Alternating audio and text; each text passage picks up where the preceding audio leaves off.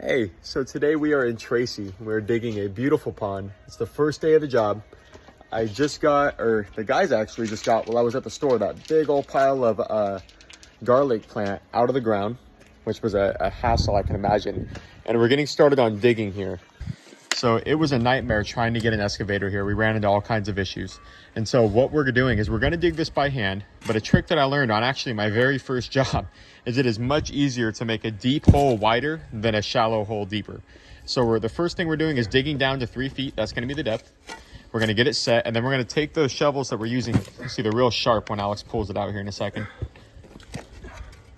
And we're just gonna keep hitting these edges and knocking it in, and then taking the flat shovels and scooping it out. Get a nice pile going over on that plyboard and tarp as well. And then I'm gonna have another company come in and haul it out tomorrow. So by tomorrow we should be getting the liner in here.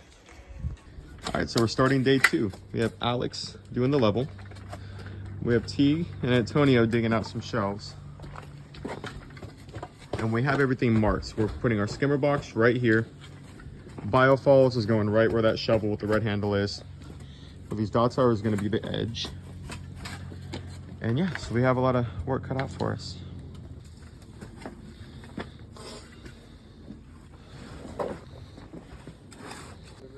All right, so we have some gravel in, we have our liner in, underlayment in, biofalls installed, skimmer box installed. It's hard to see it.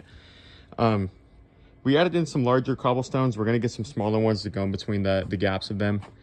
And then around the edge, we're going to be bringing in our moss rocks. There's going to be moss rock around the waterfall. And we'll be setting up our biofalls today too, getting the media in there. Inside of our skimmer, there's going to be a little bit of backfilling that needs to be done, just kind of right on the edges here, just to make everything look a little bit cleaner. We'll have our pump going in there. We have an overflow that's going to be connected to, right under where this is marked, there's a drain pipe. And so we'll be getting all that going on today. All right, so we have the pond rocked in. Now for this pond, as much as I love to rock in the walls and cover up all the liner, because we are limited on space, the homeowner wanted to just rock in the edges and then leave the sides liner. That way we have more room for fish. Because when we do rock in the walls, if these rocks are all 8 to 12 inches thick, if not even, some of them even thicker than that, it will dramatically reduce the size of the pond. All right, so we are filling the pond up. So he's going ahead and filling this trench with some gravel. And like I said, that's just for any extra storm water coming off of this grass.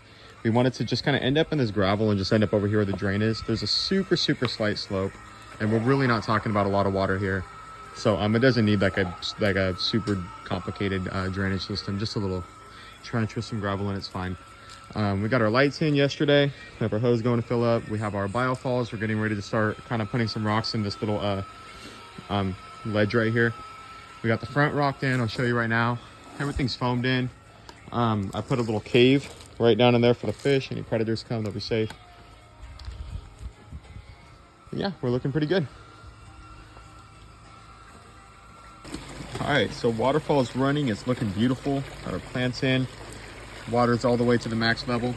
So what I'm doing right here with these biofalls, there's a couple of options to hide this plastic. We could put larger stones behind it, but that will kind of give it a little bit of the volcano look, just kind of given how small this area is.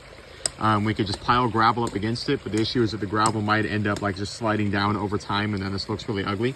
So what I'm doing is I'm taking my foam and I'm just squirting a little thin bead of foam, and I'm just placing one pebble at a time along in it so that it hardens around it and it all just holds into place, and then we could pack gravel up against it.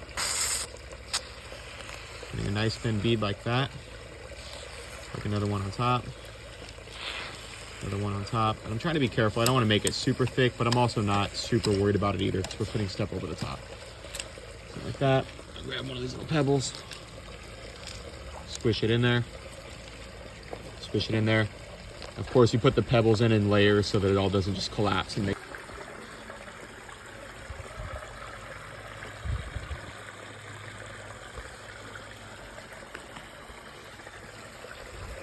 Cool.